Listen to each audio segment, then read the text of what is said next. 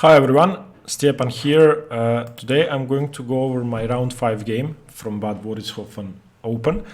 So after 4 rounds, I was very happy with the tournament. So I'd lost round 1 against a FIDE master, but then I won round 2 against a 1950 and I drew to 2150 players in rounds 3 and 4. And in round 5, I got paired against a player rated 2068. And I'd been preparing for the game for a long time. And first, I was planning to play my Queen's Indian setup against his English. So he plays either c4 or knight f3 or g3 on move 1 and plays a ton of different setups. But after about 3 or 4 hours of prep in the Queen's Indian, which I'd played in round 3 of the tournament as well, I found one flaw in his setups. So the flaw is sometimes after c4, c6, and this is a move I've been playing for 3 years against the English opening. I don't play it anymore, but I found something interesting he does. So he will either play g3 or knight f3. If g3, usually after d5, he plays the move queen to c2. And after queen to c2, there is a quick refutation to this, and black is already on a grandmaster level, fairly winning. So e5 is the move, and now white has nothing better but to play the move d3, and after knight f6, black has a big advantage. This is almost -1 for black. The other thing he does is after c6, if he plays knight f3, and d5, sometimes he plays queen c2 here as well, and now the answer is d4. Now this position is not that much better for black, but it plays against most setups he can go for, and I would be fairly happy to play this position. Now I'm not going to talk about all of my prep here. This is a move that hasn't been played, so the move knight f6 is common here. But d4 is very interesting, and if you haven't seen it, look it up.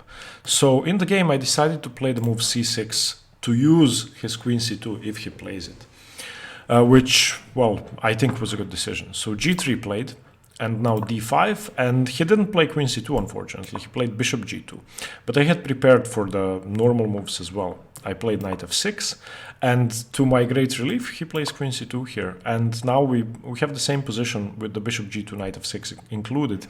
So I played the move e5. And now I'm basically playing a broad center setup in which my bishop goes to d6, and my only weakness is the d5 pawn, which he can try to exploit with cd and knight c3, later on queen b3, looking at b7 and d5, and of course this bishop is very strong on the diagonal, so I have to be careful. Usually in these setups I will play the move e6 instead of e5, so I don't have a problem with the d5 pawn, and the b7 pawn can be addressed with queen b6 or queen c7 or queen d7. Okay, so d3, this is the main move. Bishop e6 has been heavily criticized by my coach, international master Ozren Biti. He says, okay, so I will quote him. He says, I always prefer to play precise moves from the start. That's exactly what he said when I tried to defend my choice. And that's a very true statement. So bishop e6 is an unnecessary move. I can easily play bishop d6 and castles, and then if let's say knight f3, I can go for bishop g4, a far more useful square. So yeah, I definitely agree with him. But bishop e6 played. Knight f3, bishop d6, castles, and now I thought about, instead of castles, playing h6 to prevent knight g5. Looking at my bishop, but I'd actually expected him to play knight g5 and was looking forward to it because I would have bishop g4 h6, and after castles that's exactly what happened. Knight g5, and now of course bishop to g4, and he is in a bit of trouble here. So he can of course weaken this square and play the move knight c3, but eventually I will play pawn to h6, and his knight is going to have to retreat, and the knight doesn't have that many useful squares, as you're going to see. So he went in for this cd, and knight to c3, and now of course I play the move h6, and if he retreats the knight to f3, then I have the option of playing the move queen to c8, as you are going to see. Now queen to c8 is an annoying move because it threatens to trade off the bishops, and more importantly, if the knight is on f3, I'm threatening to play the move d4, winning the queen. So I'm sorry, winning the knight, because the knight couldn't move if knight a4. I take the queen. If knight d1, I take the queen, so he would have to sacrifice a piece. So in this position he played the move h3, which I believed during the game makes his position even worse, because now the only thing I have to do is retreat the bishop, then he moves the knight to f3, then I play queen to c8, and his position is busted. So I played bishop d7 to keep the battery on this diagonal, and of course knight f3 now. Let me just mention that if I take the knight I have nothing. This is absolutely nothing. If I take here, I mean, that's just... I don't really have anything in this position. He can take here, then threaten to take on b7, and I believe lost. Now again, I haven't looked at the position with an engine. I've discussed it with my coach, with my other coach, Milan Jocev, a FIDE master, and okay, you're going to see. So bishop to d7 played, and he plays knight f3. And now, without thinking, I'd spent 10 seconds on this move, because I've already calculated everything out. I played the move queen c8, and I went for a walk, I went to the toilet, he thought for a while. I thought, well, my position is just very good. I mean, if he plays something passive, then I take on h3, take the bishop, play knight g4, and f5 and e4, and so let's see what happens. So if he tries to save his queen with, let's say, queen to d1, then of course bishop h3, let's say, I don't know, let's say, no, bishop takes is bad, but let's say, I don't know, e4, trying to break in the center. Then I take the bishop, king takes bishop. I could easily go d4 here, chasing this knight away, but I don't have to. I can just take, and if pawn takes, I have a very pleasant position, something like rook d8, knight c6, the knight is coming into d4, and my position should be overwhelmingly good. But to my surprise and shock, I came back to the board and he played queen b3, and I realized that queen c8 is a huge mistake. Why is it a huge mistake? Well, I'm hanging the d5 pawn.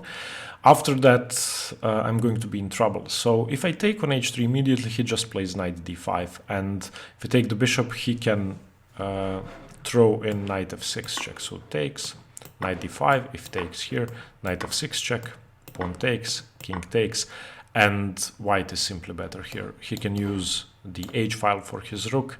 I don't have a light squared bishop. My dark squared bishop is horrible. b7 is still weak. I still haven't developed my knight. The rook is coming to the c file, and the position is over. If I try to play d4 in this position, then still knight d5 should be very good in my opinion. So knight takes, queen takes, attacking the bishop, attacking the e5 pawn, and I'm worse here.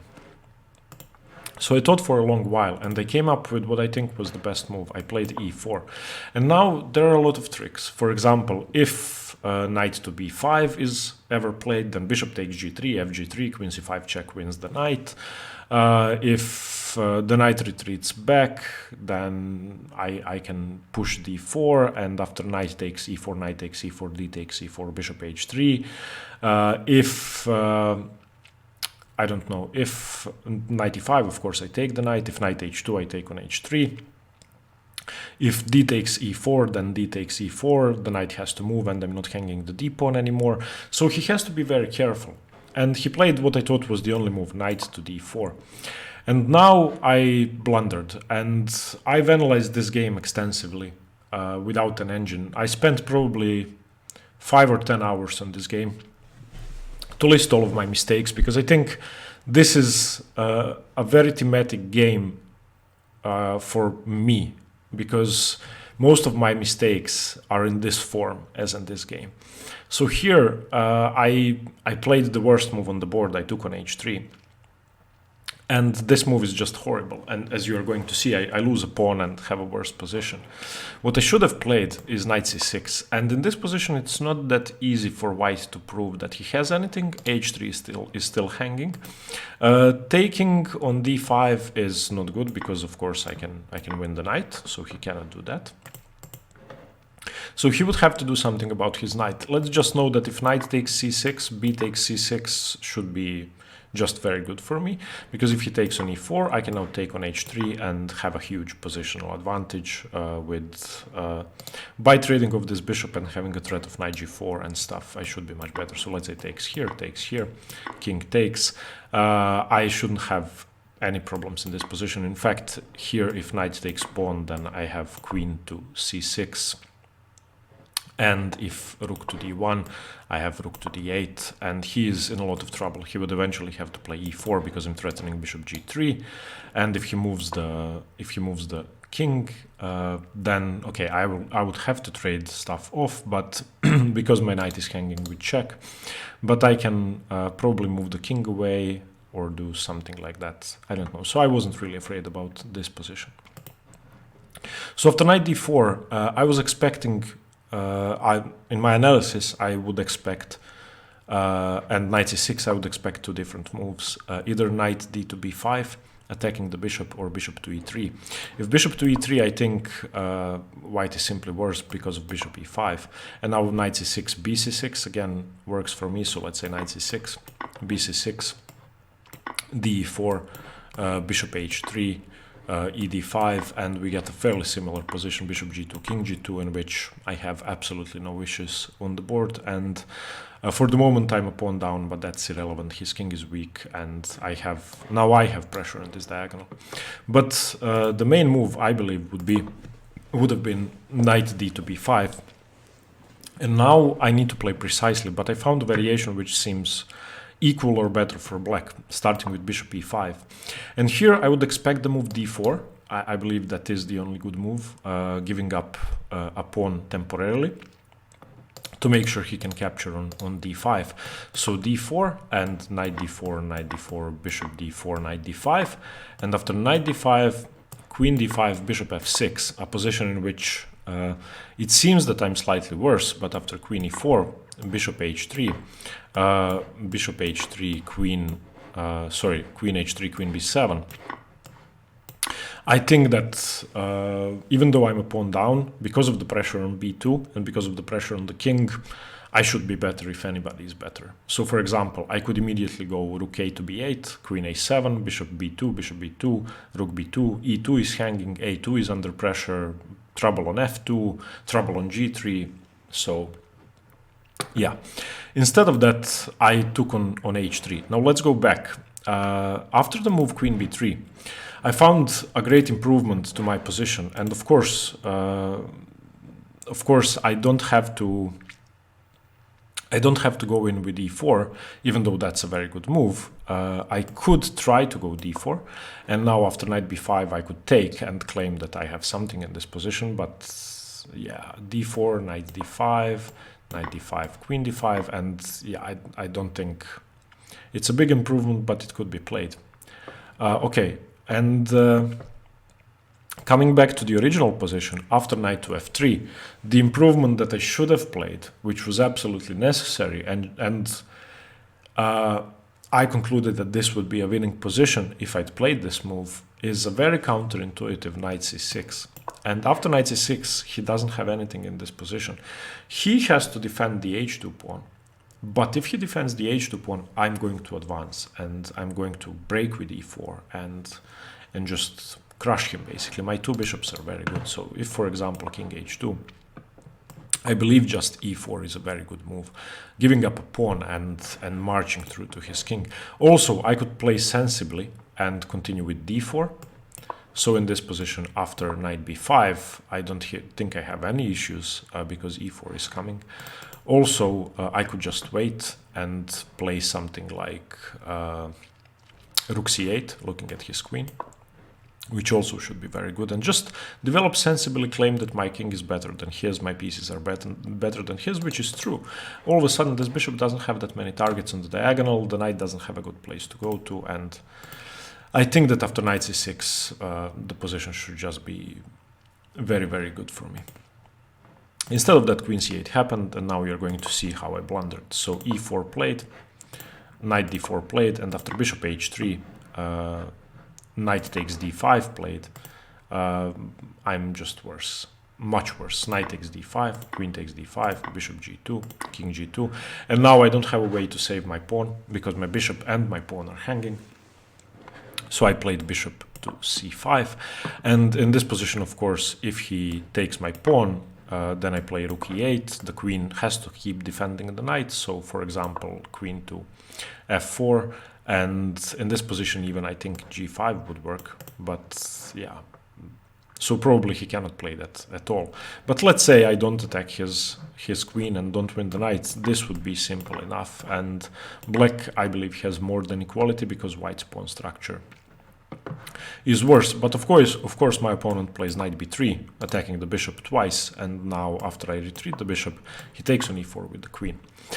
And now, here is the worst part of this game. So I'm a pawn down, and the position should be bad for me, but not that bad. My conclusion is that this is still equal, because my pieces are so active, and because I get to develop with tempo here, and he's basically playing bishop and rook down for the moment. And I have pressure on f2, e2, d3, and g3.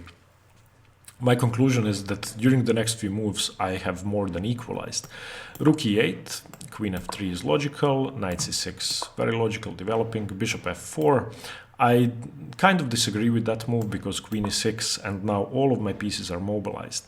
I believe e3 is better than e4, but e3 for the moment loses the bishop because of g5, so e4 played. And now rook a to d8, pressure here, pressure here, pressure here, pressure here indirectly.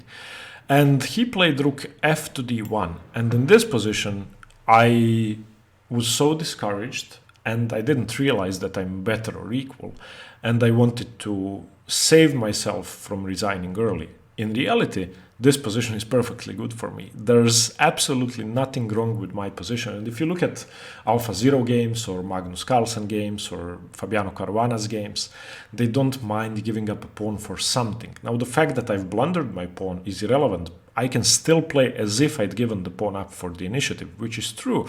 Of course, his knight on b3 is misplaced. Of course, my pawns are better than his. Of course, my queen is better than his. Of course, my rooks are more active. So why not use that fact? And in this position in the game, I played knight d4, which is a final losing blunder. I'd imagined that a blockade would be enough for me, and this is, of course, now just lost. I don't have a way to defend this position anymore. He's just much better, and eventually these pawns are going to march forward. He can contest the c-file, and I'm worse. But I'd found an improvement which gives me a better position, definitely, and an improvement which makes it very easy for him to go wrong, and that's the move a5. After a5, it's very hard to play white. I don't care if you're a pawn up, it's very hard. So the best move that I could find, a4 of course is impossible because queen takes knight. a3, of course, queen takes knight. Knight to d2 is a bad move because I can put pressure on the d3 square, and I can also contest the e4 square and the d4 square. So that's key here. If knight d2, then knight here, and it's very hard to play for him because where does the queen go? So for example, if queen here, then of course I just win. And he doesn't have a good move. The queen, of course, could wander out this way, but that seems incredibly scary for him. Okay, so knight d2, not a possibility. So after a5, I was expecting the move bishop to e3, challenging this square. So if a4, he can try to well, challenge me. But a4 is not the move here. The move is knight e5, attacking the queen, not giving him time to take my bishop. Here I was expecting queen e2 and now a4. If he takes my bishop, bishop b6, queen b6, should still be very good for me because here takes. I have pressure here, I have pressure on the knight. My conclusion is that the best move would have been d4. If he, for example, plays knight c1, then f5, and black is definitely winning this position. It's not that I'm equal, even though I'm a pawn down. He's playing a rook down. His a1 rook is inactive. I'm going to take on e4 and blast open the position, and he basically has no chance. Not to mention that the d3 pawn is hanging, the a8 h1 diagonal is weak, and here I'd expected the move d4. I would expect the move d4, and now simply rook takes d4. I don't think there are any other options, and black should win.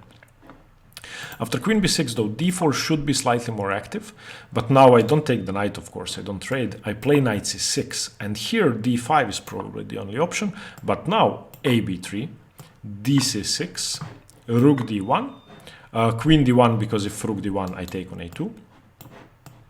So rook d1, and now simply queen takes c6. Look at this. If anybody is better here, it should be black. I mean, the material is about to be equal, and I don't see a way for white to get anything. So a5, and I'd analyzed the move a5 extensively, and my conclusion is that there is no way I would have lost the position. My time on the clock was around 40 or 35 minutes, so still quite enough. Instead of that, knight d4, knight d4. Bishop d4, queen e2, queen b6, pretending to have something. I have nothing. Rook ab1, rook c8, b3, rook c6, rook bc1, and of course rook c4, using the anchor. And I wanted to resign here, but I played on. There is absolutely nothing in this position. Here he had a simple winning move, simply queen c8, and after rook c8, king h7, and rook to c7, and this is busted. Of course, the two rooks are much stronger than the queen. If I ever try g5, then of course bishop e3 defense. Instead of that, he went for rook e1, which was good enough. So rook takes c4, dc4, rook e8, queen d7. I need to give up my b7 pawn. If I try rook e7, then queen d8 check is very annoying. So here takes, 2 pawns down. I tried some tricks, but nothing works. Of course, I don't have anything here. I took on e4 because he's threatening to exchange the queens. And yeah, I just... a sad position. So it was over. And I lost. So the lessons I took from this game are the move queen c8, which I played instantly. I need to learn from that thinking you have a winning tactic is a bad thing. You need to check it on every move. So I played h6, and when knight f3 happened, I didn't double check. That's a mistake. But the biggest lesson is, if you're material down, you have to fight. And I don't know if you saw Anish Giri's fighting game against, who was that in the candidates? He was a pawn down, but he fought like a maniac. You could see on his face that at start he wanted to resign, but then he composed himself, he fought on, and he managed to draw. And that's the ideal condition I would like to be able to achieve during a game, and I plan to trade towards that. So because of this game, I was actually very happy in the end when I analyzed it, because I found two huge mistakes in my play, which are not strictly chess related, they are psychological. I get excited when I think I'm winning, I get discouraged when I think I'm losing. Both are horrible psychological blunders on my part. If either of them had been corrected before this game, I wouldn't have lost. And my opponent, of course, is stronger than me, but he isn't. He's weaker than 3 out of 4 opponents I'd played in the previous 4 rounds, and I had winning positions against them. So huge lessons to be learned from this game, and I was happy because now I'm aware of it, and losing a couple of points is a great price for becoming aware of that. So now with Milan, I'm having stress training with myself. I'm having psychological training. We are practicing positions in which I'm a pawn up and in which I'm a pawn down, so that I can fight when better, fight when worse. So yeah, I'm going to work on this before the next tournament. Okay, thank you very much, guys. Thank you for watching. I'm currently working on Dvoretzky's Endgame manual on Patreon, and I will go through the entire book, 3 pages a day in 100 days, not consecutive days, but 100 days. By the end of this year, I will have analyzed the entire Dvoretzky's Endgame manual on video. So yeah, if you want to check it out, please follow the link in the description below. Thank you, and stay tuned for more chess. Bye.